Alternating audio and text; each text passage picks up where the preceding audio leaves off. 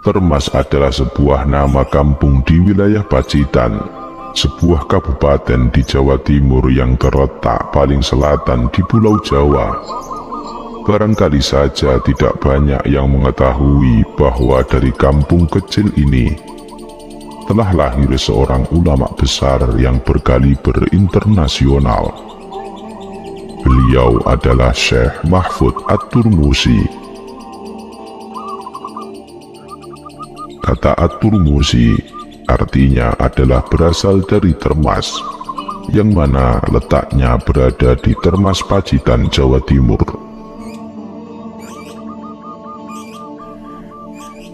Dusun Termas berlokasi di Desa Termas, Kecamatan Arjosari, Kabupaten Pacitan, Karisidenan Madiun, Provinsi Jawa Timur. Istilah Termas mempunyai sejarahnya sendiri. Tokoh yang biasanya dikaitkan dengan lahirnya Termas adalah Ketok Jenggot, seorang tokoh yang diyakini warga sekitar sebagai orang yang pertama kali membuka lahan hutan di situ, yang akhirnya menjadi perkampungan.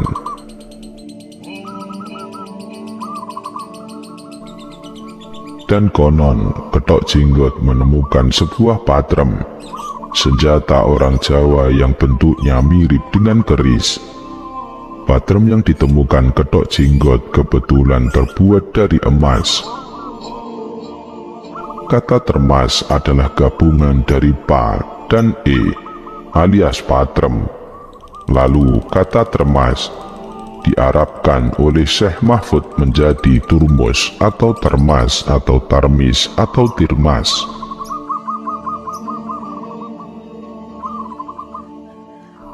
Dilahirkan pada tahun 1285 Hijriah atau 1842 Masehi, Syekh Mahfud At-Turmusi memiliki nama asli Muhammad Mahfud. Nama lengkapnya adalah Abu Muhammad Muhammad Mahfud At-Turmusi bin Abdullah bin Abdul Mannan bin Demang Diponegoro I. Tokoh yang disebutkan terakhir ini masih keturunan Ketok Jenggot, salah seorang punggawa Keraton Surakarta. Ketok Jenggot itulah yang membuka hutan yang akhirnya dikenal sebagai Dusun Termas, sebagaimana disebutkan di atas.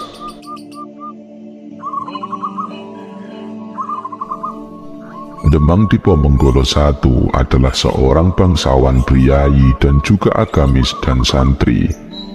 Tokoh ini mendirikan pesantren di desa Semanten sehingga dia dikenal warga sebagai seorang kiai atau tokoh agama. Untuk meneruskan perjuangannya, Demang Diponegoro I mengirimkan putranya yang bernama Mas Bagus Sudarso untuk belajar di pesantren Tegal Sari Ponorogo, yaitu sebuah pesantren yang terkenal dan disegani saat itu. Pesantren ini juga menjadi tempat belajar budayawan Jawa, Bagus Burhan, yang lebih dikenal dengan sebutan Ronggo Warsito.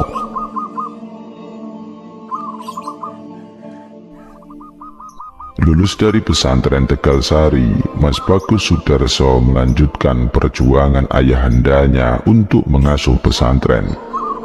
Namun kali ini namanya diganti menjadi Abdul Manan. Orang-orang mengenalnya dengan sebutan Kiai Haji Abdul Manan. Kala itu, desa Termas dipimpin oleh Demang Ngabehi Honggowijoyo yang punya hubungan dekat dengan Demang Diponegoro I. Keduanya yaitu Demang Ngabehi Honggowijoyo dan Demang Diponegoro I adalah sama-sama keturunan Ketok Jenggot. Demang Ngabehi Honggowijoyo rupanya tertarik dengan kepribadian Kiai Haji Abdul Manan alias Mas Bagus Sudarso yang terkenal alim dan masih muda. Demang Ngabehi Honggowijoyo berniat untuk menjodohkan putrinya dengan Kiai Haji Abdul Manan. Kiai Haji Abdul Manan pun tidak menolak tawaran tersebut. dan akhirnya Kiai Haji Abdul Manan menjadi menantu Demang Abehi Honggowijoyo. Demang Abehi Honggowijoyo menawari Kiai Abdul Manan agar menetap di Termas dan akan dibuatkan pesantren baru. Kiai Haji Abdul Manan pun juga tidak menolak tawaran mertuanya ini. Dan akhirnya pada tahun 1830 Masehi, didirikanlah pesantren Termas dengan Kiai Abdul Manan sebagai pengasuhnya.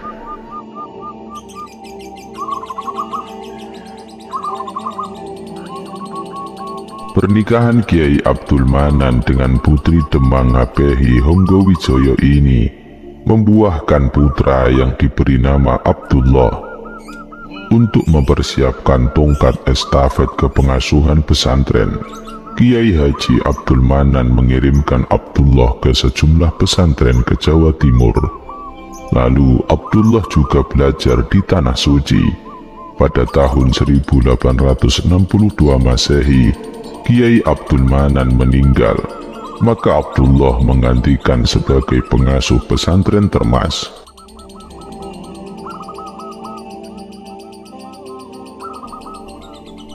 Abdullah dikenal sebagai Kiai Haji Abdullah. Syekh Mahfud adalah anak dari Kiai Haji Abdullah ini.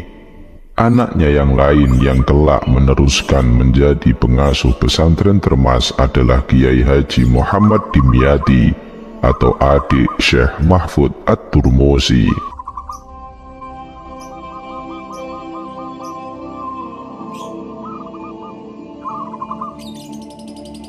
Rekan-rekan sekalian yang dirahmati oleh Allah, Syekh Mahfud kecil belajar kepada ayahandanya sendiri, yaitu Kiai Abdullah yang menjadi pengasuh pesantren Termas. Beliau lahir ketika pesantren ini telah berusia 12 tahun. Syekh Mahfud lahir pada tahun 1842 Masehi, dan pesantren Termas didirikan pada tahun 1830 Masehi.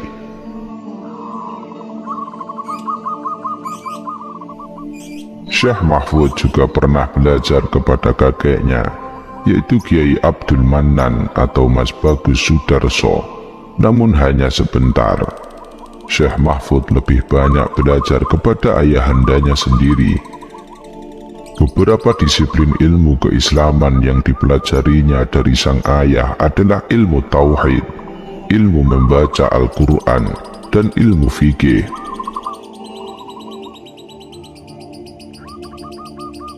Kitab-kitab yang dipelajari oleh Syekh Mahfud ketika belajar kepada ayahnya di antara lain adalah Syarah Al-Ghoyah li Ibni Qasim Al-Ghuzi yang lebih dikenal dengan sebutan Fathul Qorib, Kitab Minhajul Qawim, Kitab Fathul Mu'in, Kitab Syarah Syarqawi ala Al-Hakim, dan Kitab Tafsir Al-Jalalain. Dan cara mengajar sang ayah kepada Syekh Mahfud adalah dengan cara di sistem sorogan, yakni murid Syekh Mahfud membaca kitab langsung di hadapan gurunya yaitu Kiai Abdullah. Jika ada bacaan yang salah, guru akan mengingatkannya. Sistem sorogan adalah cara belajar yang dikembangkan pesantren tempo dulu, sebelum dikenal sistem klasikal atau berkelas-kelas.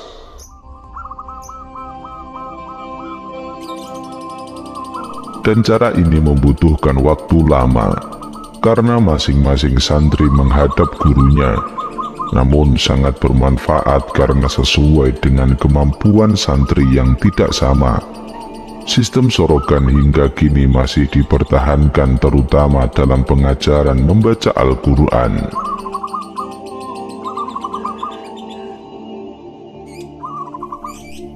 Pada umumnya, biasanya anak seorang kiai tidak hanya belajar di pesantren ayahandanya. Begitu juga dengan Syekh Mahfud At-Turmusi. Setelah cukup lama belajar kepada sang ayahanda, Syekh Mahfud At-Turmusi melangkahkan kakinya ke Semarang. Beliau belajar kepada Kiai Haji Soleh Darat Semarang. seorang kiai karismatik saat itu yang dikenal sangat produktif menulis buku-buku agama Islam dalam bahasa Jawa Begon. Kiai Soleh Darat adalah salah seorang kiai besar di Jawa abad ke-19 Masehi.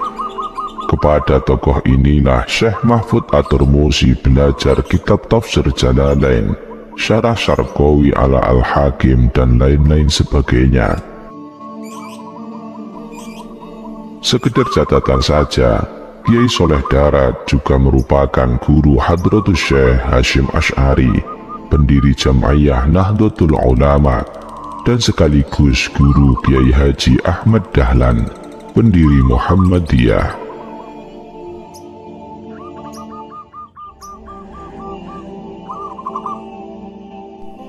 Sahabat-sahabatku, pesantren Termas ketika diasuh oleh Kiai Abdullah, ayahanda Syekh Mahfud, mengalami perkembangan yang pesat. Karismanya Kiai Abdullah yang pernah belajar di Tanah Suci menyedot perhatian para pemuda untuk belajar di pesantren Termas. Kiai Abdullah berpikir untuk mempersiapkan penggantinya kelak yang akan mengasuh pesantren ini. Maka kedua anaknya, yaitu Muhammad Mahfud atau Syekh Mahfud dan Muhammad Dimyati, dikirimnya ke Tanah Suci untuk belajar kepada sejumlah ulama di sana. Memang saat itu tradisi yang berkembang di pesantren adalah jika seorang santri telah nyantri di berbagai pesantren, dia akan melanjutkan studinya ke Makkah dan Madinah.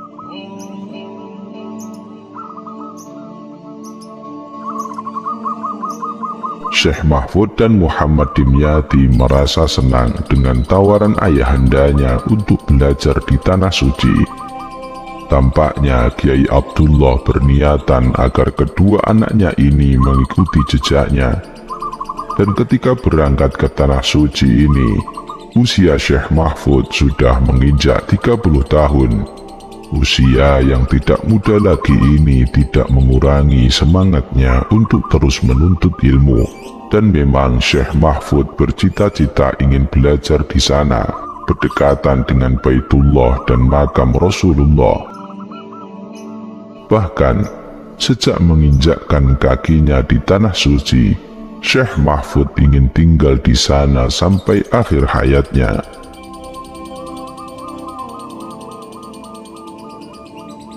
Sahabat-sahabat rahimakumullah, banyak sekali orang-orang yang membentuk kepribadian Syekh Mahfud At-Tirmidzi. Mereka adalah guru-guru yang telah menularkan berbagai macam ilmu kepada Syekh Mahfud. Berikut ini adalah nama-nama orang yang pernah mengajari Syekh Mahfud At-Tirmidzi tatkala beliau belajar di Tanah Suci Makkah. Yang pertama yaitu adalah Syekh Ahmad Al-Minshawi, seorang ulama ahli qiraah sab'ah, yaitu ahli dalam 7 macam bacaan Al-Quran. Kepada ulama ini Syekh Mahfud At-Tirmidzi belajar qiraah Asyim.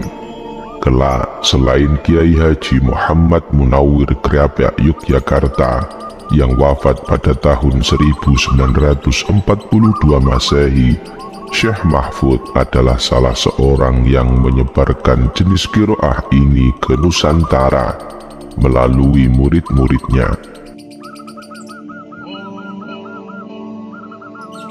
Kitab yang diajarkan Syekh Ahmad Al-Minshawi kepada Syekh Mahfud adalah Al-Quran Qiraah Asyim fi Riwayatil Khalaf bima tayassar minat tajwidi, dan Syarah Al-Allamah Ibnul Qasih ala Asy-Syatibiyah. Yang kedua yaitu Syekh Amr bin Bakar Asy-Syamsi, seorang ulama besar asal Syam Suriah yang masih murid dari Syekh Ibrahim Al-Bajuri. Kepada Syekh Amr, Syekh Mahfud At-Tirmidzi mempelajari kitab yang berjudul Syarah Syaduru'.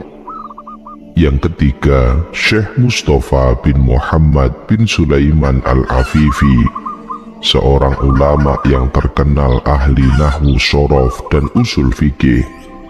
Kepadanya Syekh Mahfud At-Tarmasi mempelajari kitab yang berjudul Syarah Mahqiq Al-Mahla ala Jam'il Jawami dan Mughni Labib.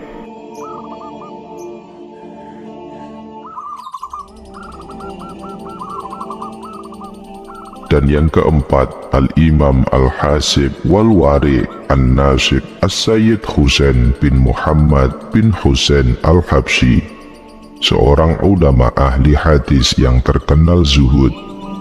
Kepada ulama ini, Syekh Mahfud At-Tarmasi menghatamkan 2 buah kitab hadis pokok, yaitu Sahih Al-Bukhari dan Sahih Muslim.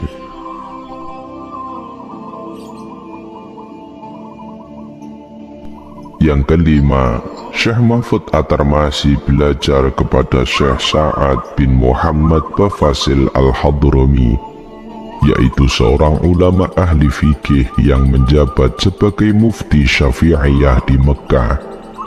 Kepada tokoh ini, Syekh Mahfud At-Tarmasi mempelajari kitab Syarah Uqudul Yaman dan Syifa'un lil Qadil Iyan.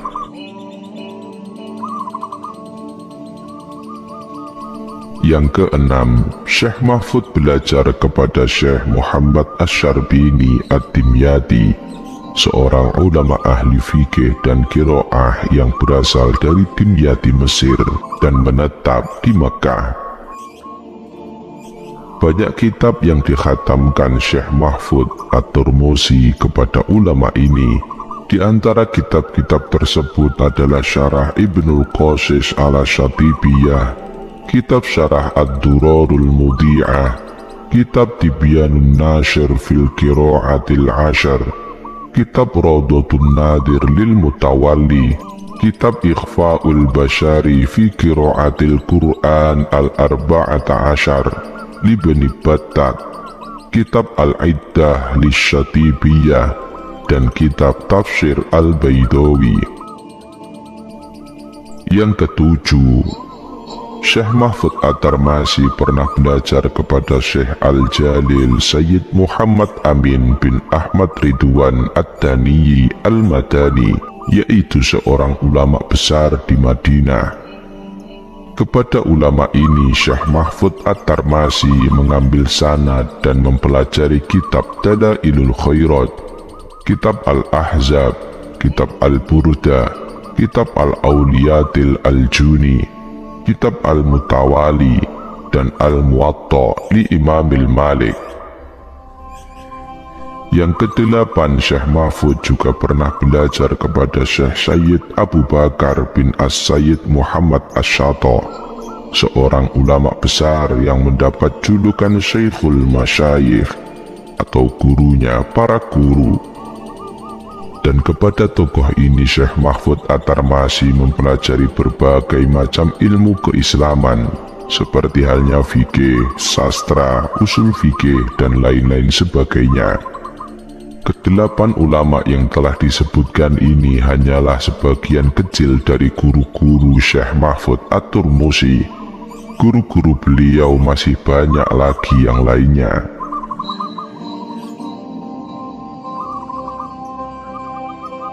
Sahabat-sahabat sekalian yang dirahmati oleh Allah, Syekh Mahfud dikenal sebagai ahli hadis.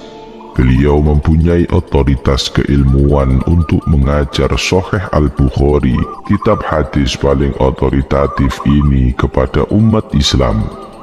Syekh Mahfud At-Tarmasi adalah mata rantai sanad yang ke-23 dari penulis kitab tersebut, Imam Al-Bukhari, yang hidup lebih dari 100 tahun yang lalu. Murid Syekh Mahfud yang paling terkenal adalah Hadratus Syekh Hasyim Asy'ari Tebuireng Jombang. Yai Hasyim dikenal sebagai ahli hadis, sebuah keahlian yang diperoleh dari Syekh Mahfud At-Tarmasi.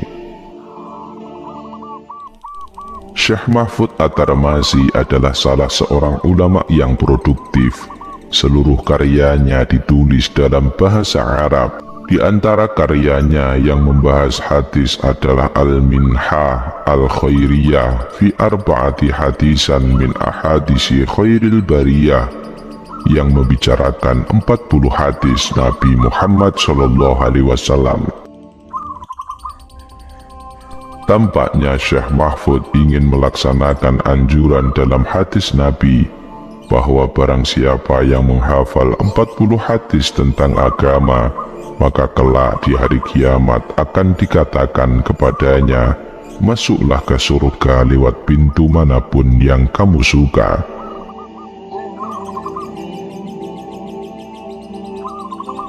Syekh Mahfud At-Turmusi bukanlah orang yang pertama kali menghimpun 40 hadis Nabi. Orang yang konon pertama kali melakukan adalah Abdullah bin Mubarak, seorang tokoh dari kalangan tabi'in generasi setelah sahabat. Berikutnya ada juga yang mengarang 40 hadis, yaitu Imam An-Nawawi dengan karyanya yang berjudul Arba'in Nawawiyah, yang hingga saat ini masih dikaji di pesantren-pesantren. Syekh Yasin Al-Fadani juga menulis 40 hadis Nabi. Lalu ada juga Syekh Utsman Al-Yamani dengan karyanya yang berjudul Arba'in Hadisan min Kalami Khairil Anam fil Mawa'id wan Naso'ih wal Ahkam, dan Al-Alim As-Sayyid Sholeh bin Ahmad Al-Aidrus dengan karyanya Fadlul Alam fi Arba'in Hadisan fis Salam. Dan hal yang membedakan kumpulan 40 hadis karya Syekh Mahfud At-Tarmasi dengan yang lainnya adalah kekuatan sanadnya. Dalam kitab ini ada 22 hadis yang disebut Sulasiyah Al-Bukhari. Maksudnya adalah hadis yang antara perawi hingga Nabi hanya melewati 3 perawi. Syekh Mahfud menerima Sulasiyat Al-Bukhari ini dari gurunya yang bernama Syekh As-Sayyid Abu Bakar bin As-Sayyid Muhammad Syato'. Sulasiyah Al-Bukhari yang ditulis Syekh Mahfud ini telah dikaji oleh Haji Jauhar Hatta Hasan MAG, dosen Fakultas Tarbiyah UIN Sunan Kalijaga Yogyakarta. Dari 22 hadis ini, ada 3 nama sahabat yang menjadi penghubung sanad sampai kepada Nabi Muhammad, yaitu Salamah bin Al-Akha, Anas bin Malik, dan Abdullah bin Bushr.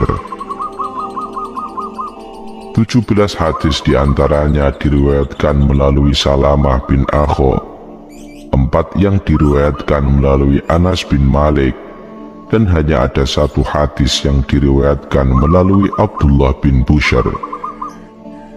Kitab Al-Minhah Al-Khairiyah fi Arba'in Hadisan min Ahadisi Khairil Bariyah ini diterbitkan oleh Pondok Pesantren Bentengan Demak, Jawa Tengah, atas prakarsa Kiai Haji Harir bin Muhammad yang merupakan cucu Syekh Mahfud At-Turmusi.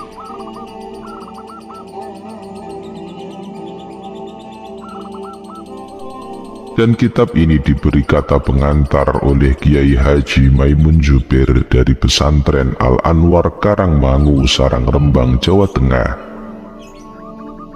Kiai Maimun Zubair menjuluki Syekh Mahfud At-Turmusi dengan julukan Syekhul Masyayikh Al-Alam wa Qudwatul Anam, yang artinya guru besarnya para guru besar dan panutan manusia.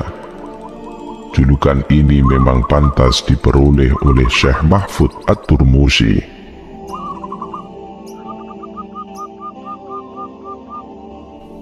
Karya Syekh Mahfud At-Tarmasi lainnya yang berkaitan dengan hadis adalah kitab Minhajuz Zawin Nador Bisyarhi Manzumatil Ilmil Athar. Sebagaimana namanya, kitab ini adalah syarah dari kitab Manzumah Ilmil Athar. Pertama kali kitab ini diterbitkan oleh Mustafa Bab Al-Halabi, sebuah penerbit tertua di Kairo, Mesir. Penerbit lainnya yang pernah menerbitkannya adalah Darul Fikr. yang ada di Beirut, Libanon. Menurut para guru besar atau profesor ilmu hadis dari Universitas Al-Azhar Kairo, Mesir, kitab ini adalah syarah terbaik dari kitab Mandumatil Ilmil Athar. Selain ahli dalam bidang hadis, Syekh Mahfud At-Tarmasi juga dikenal ahli qiraah sab'ah atau 7 macam bacaan Al-Quran. Bahkan, sebenarnya Syekh Mahfud At-Tarmasi tidak hanya ahli dalam 7 macam bacaan atau qiraah sab'ah, namun hingga 10 qiraah sab'ah. Ke-10 macam qiraah ini diyakini umat Islam memiliki sanad yang mutawatir hingga baginda Nabi Muhammad, yang mustahil salah dalam periwayatannya. Ketujuh imam qiraah adalah Imam Nafi' yang wafat pada tahun 169 Hijriah atau 785 Masehi, Imam Ibnu Katsir yang wafat pada tahun 120 Hijriah atau 737 Masehi, Imam Abu Amr yang wafat pada tahun 154 Hijriah atau 770 Masehi, Imam Ibni Amr yang wafat pada tahun 118 Hijriah atau 736 Masehi, Imam Ashim yang wafat pada tahun 128 Hijriah atau 745 Masehi, Imam Hamzah yang wafat pada tahun 157 Hijriah atau 773 Masehi, dan Imam Al-Kisai yang wafat pada tahun 189 Hijriah atau 804 Masehi. Lalu ditambahkan dengan Abu Ja'far Al-Madani yang wafat pada tahun 128 Hijriah atau 745 Masehi, Ya'qub Al-Bashri yang wafat pada tahun 205 Hijriah atau 820 Masehi, dan Khalaf bin Hisham Al-Bazzar Al-Baghdadi yang wafat pada tahun 229 Hijriah atau 843 Masehi.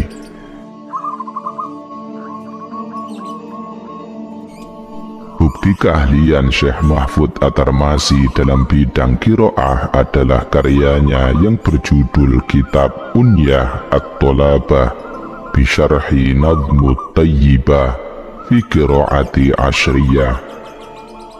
Syekh Mahfud At-Tarmasi belajar qiraah kepada seorang ahli qiraah asal Mesir, yaitu Syekh Muhammad Asy-Syarbini Ad-Dimyati. Meskipun Syekh Mahfud At-Tarmasi menguasai 7 atau 10 macam qiraah, hanya qiraah Asim yang menyebar di tanah air, dan memang qiraah ini yang banyak diikuti mayoritas umat Islam. Sebagaimana disebutkan sebelumnya, ada 2 jalur sanad penyebaran qiraah Imam Asim di Nusantara, yaitu melalui Syekh Mahfud At-Turmuzi dan Kiai Haji Muhammad Munawwir Grabya, Yogyakarta. Mereka memiliki sanad yang bersambung hingga Asim bin Bahdalah, Maula Bani Juzaimah bin Malik bin Nashr bin Qa'in bin As'ad yang wafat pada tahun 128 Hijriah atau 745 Masehi. Asim bin Bahdalah mendapatkannya dari Abu Abdurrahman Abdullah bin Habib bin Rubi'ah As-Sulami Al-Kufi yang wafat pada tahun 73 Hijriah atau 692 Masehi.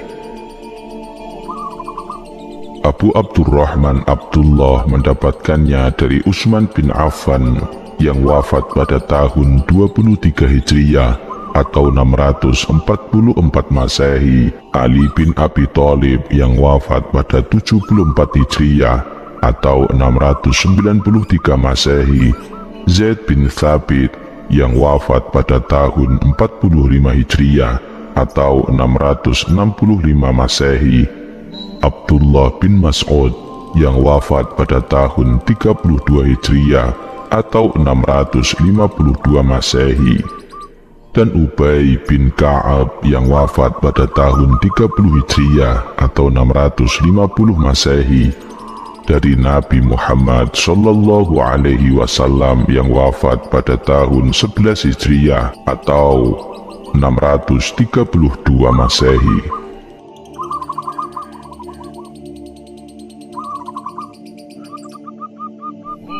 Sahabat-sahabatku sekalian, Syekh Mahfud At-Tarmasi juga menulis kitab dalam bidang fikih yang diberi judul Mauhibah Dzil Fadl, Hasyiyah Syarah Mukhtasar Bafadl. Kitab ini merupakan syarah dari karya Ibnu Hajar Al-Asqalani yang wafat pada tahun 1567 Masehi. Kitab ini berjumlah 5 jilid. Dalam bidang usul fikih, Syekh Mahfud At-Tarmasi menulis kitab yang berjudul Nailul Ma'mul bi Hasyiyah Ghayatul Wusul fi Ilmil Usul. Sebagaimana namanya, kitab ini adalah syarah atas karya Zakaria Al-Ansori yang berjudul Ghayatul Wusul. Kitab yang disebut terakhir ini juga diberi syarah oleh Kiai Haji Muhammad Sahal Mahfud, Rais Am Syuriah PBNU tahun 1999 hingga 2014, dengan karyanya yang berjudul Thariqatul Wusul yang diterbitkan oleh penerbit di Antama Surabaya.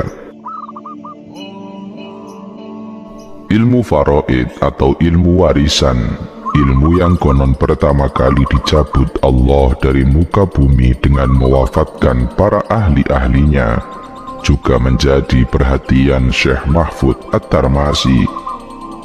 Ulama besar asal Termas Pacitan ini juga menulis kitab tentang faraid dengan judul kitab Hasyiyah Takmilatul Minhajul Qawim Ilal Faraid.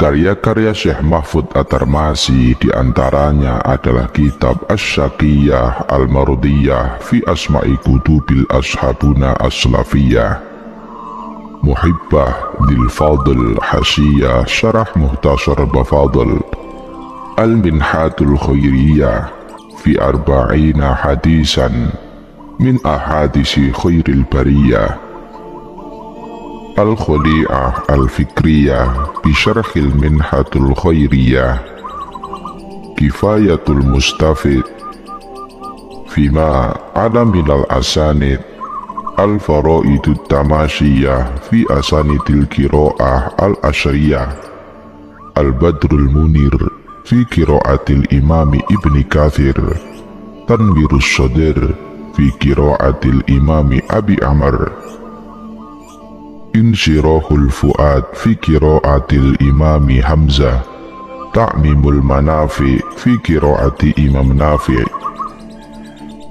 Isy'aful Matali fi Syarhi Badril Lami', Nadhmul Jam'ul Jawami, Unyatut Tolabah bi Syarhi Nadmut Tayyibah fi Qira'atil Ashriyah, Hasyiyah Takmilatul Minhajil Qawim Ilal Faraid, Minhajul Dzawin Nadhar bi Syarhi Mandumatil Ilmil Athar, Nailul Ma'mul bi Hasyiyati Ghayatul Wusul fi Ilmil Usul, Inayatul Mustaqbar fima yata'allaqu bi Sayyidina Hidir, Bughyatul Adhkiya bi Bahthi an Karamatil Awliya, Fathul Khabir bi Syarhi Miftahus Sayr, Tahyi'atul Fikri Alfiyah As-Sayr, dan Sulasiyah Al-Bukhari. Beberapa karya Syekh Mahfud ini masih dapat ditemukan dalam koleksi perpustakaan di sejumlah pesantren, seperti halnya kitab Muhibatu Dzil Fadl, Hasiyah Syarah Mukhtasar Bafadl, dan Minhajul Dzawin Nadhr bi Syarhi Mandumah Al-Ilmil Athar.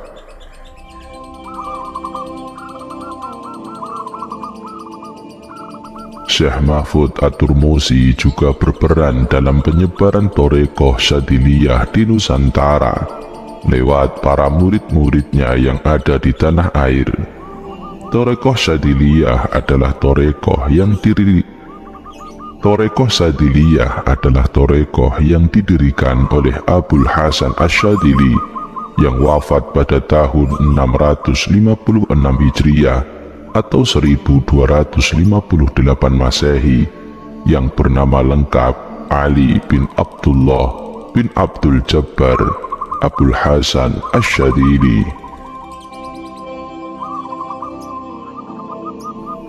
Sahabat-sahabatku sekalian, ketika masih belajar di Tanah Suci, Syekh Mahfud At-Tarmasi dan Muhammad Dimyati mendengar kabar bahwa ayah mereka meninggal dunia. Kemudian salah satu di antara mereka harus pulang untuk melanjutkan perjuangan ayahandanya, yaitu menjadi pengasuh pondok pesantren Termas. Biasanya anak tertualah yang meneruskan perjuangan sang ayah. Namun karena Syekh Mahfud At-Tarmasi telah bercita-cita bulat ingin menetap di Makkah atau di Tanah Suci hingga akhir hayatnya, Muhammad Dimyatilah yang disuruh untuk pulang ke Termas, Pacitan, Jawa Timur, seperlu untuk meneruskan perjuangan ayahandanya. Maka adik Syekh Mahfud ini kelak dikenal sebagai Kiai Haji Muhammad Dimyati.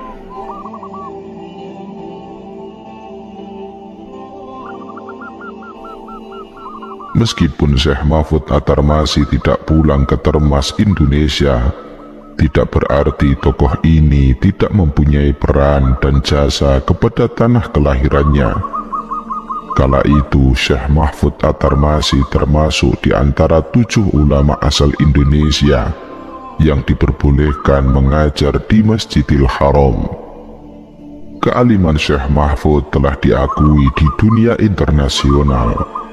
Selain Syekh Mahfud At-Turmusi, ke-6 ulama Melayu yang dipersilahkan untuk mengajar di Masjidil Haram adalah Syekh Nawawi Al-Bantani, Syekh Ahmad Khotib Al-Minangkabawi yang berasal dari Minangkabau, Sumatera Barat, Syekh Muhtaram Banyumas, Jawa Tengah, Syekh Bakar Banyumas, Jawa Tengah, Syekh Asy'ari Bawean, dan Syekh Abdul Hamid Kudus, Jawa Tengah.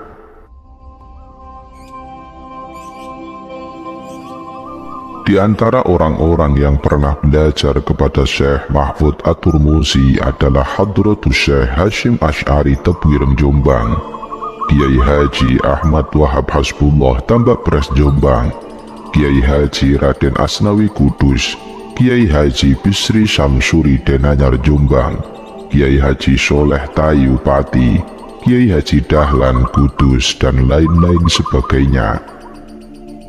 Perkembangan jumlah santri di pesantren Termas juga tidak dapat dilepaskan dari ketokohan Syekh Mahfud At-Turmusi. Meskipun tidak pernah pulang ke Termas, Syekh Mahfud telah lama menjadi bahan pembicaraan para santri.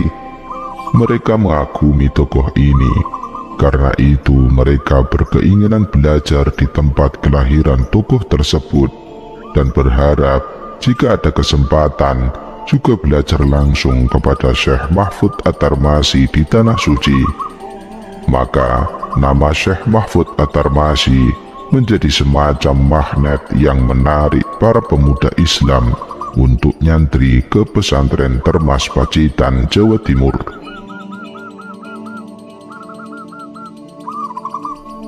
Sahabat-sahabat yang dirahmati oleh Allah, Syekh Mahfud At-Tarmasi telah menetap di Tanah Suci sejak berusia 30 tahun.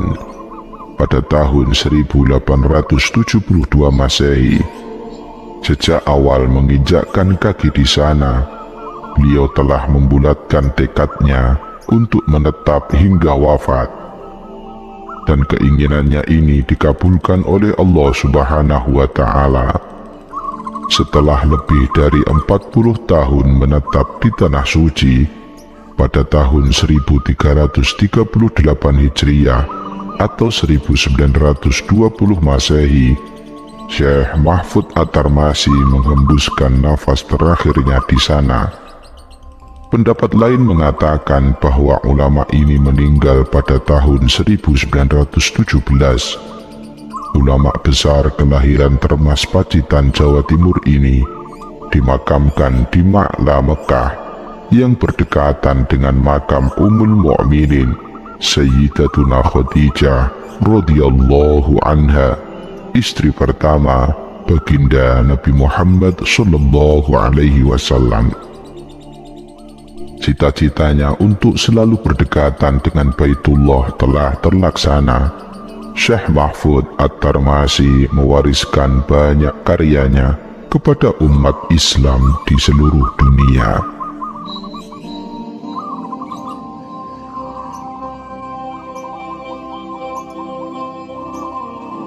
Sahabat-sahabatku sekalian yang dirahmati oleh Allah Subhanahu wa Ta'ala, demikianlah tadi biografi sang ulama internasional, yaitu adalah Syekh Mahfud At-Tarmasi. Marilah sahabat kita semua junjungkan doa kepada beliau, dan semoga kita semua mendapatkan kucuran rahmat dari Allah Subhanahu wa Ta'ala setelah menyimak biografi beliau. Kepada beliau, Syekh Mahfud At-Tarmasi, lahul Fatihah. A'udzu billahi